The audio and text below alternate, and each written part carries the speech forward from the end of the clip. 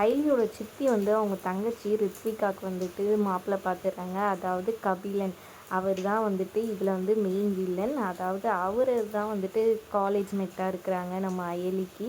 அவரை கண்டுபிடிச்சா அவ்வளோதான்ற மாதிரி அயலி செம்ம கடுப்பில் இருக்காங்க. அதனால் ரீயூனியன் கூட போகிறதுக்காக யோசிச்சுட்ருக்காங்க. ஹீரோ கிட்ட அதை பற்றி சொல்லிகிட்ருக்காங்க. இங்கே பார்த்திங்கன்னா அவரையே மாப்பிள்ளையாக ஃபிக்ஸ் பண்ணியிருக்காங்க அவங்க சித்தி.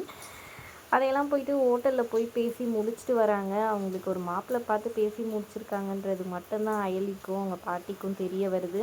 அவங்க வந்த உடனே அவங்க தாய் மாமா கிட்ட இதை பற்றி எல்லாத்தையும் சொல்லிடுறாங்க பாட்டி.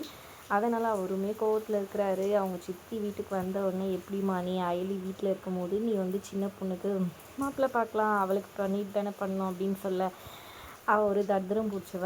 அவள் அந்த அர்ச்சனாவோட பொண்ணுன்றது ஊர் உலகத்துக்கு தெரிஞ்சால் அவ்வளோதான். அவள் பண்ண தப்பெல்லாம் ஊருக்கு தெரிஞ்சால் அவ்வளோதான். எந்த பொண்ணுக்கும் கல்யாணம் ஆகாது. அவளை பற்றி நான் கவலையே பட மாட்டேன். என் பொண்ணுக்கு தான் கல்யாணம் பண்ணி வைப்பேன்னு சொல்லிட்டு இவங்க சொல்ல அதை கேட்டு பாட்டி கோவப்பட்டு, அப்படியா நீ முடிஞ்சதை பண்ணு, இந்த வீட்டில் கல்யாணம்னு முதல்ல நடக்கிறதா இருந்தால் அது அயலிக்கு தான் நடக்கும், உன் பொண்ணுக்கு நான் நடக்க விட மாட்டேன்ற மாதிரி சொல்லிடுறாங்க. அவங்க ஷாக் ஆகி போயிருக்காங்க. என்ன நடக்க போகுது ஏது நடக்க போகுதுன்றதை வரப்போகிற எபிசோடில் பார்க்கலாம். வீடியோ பிடிச்சிருந்தா லைக் பண்ணிக்கோங்க. தேங்க்ஸ் ஃபார் வாட்சிங்.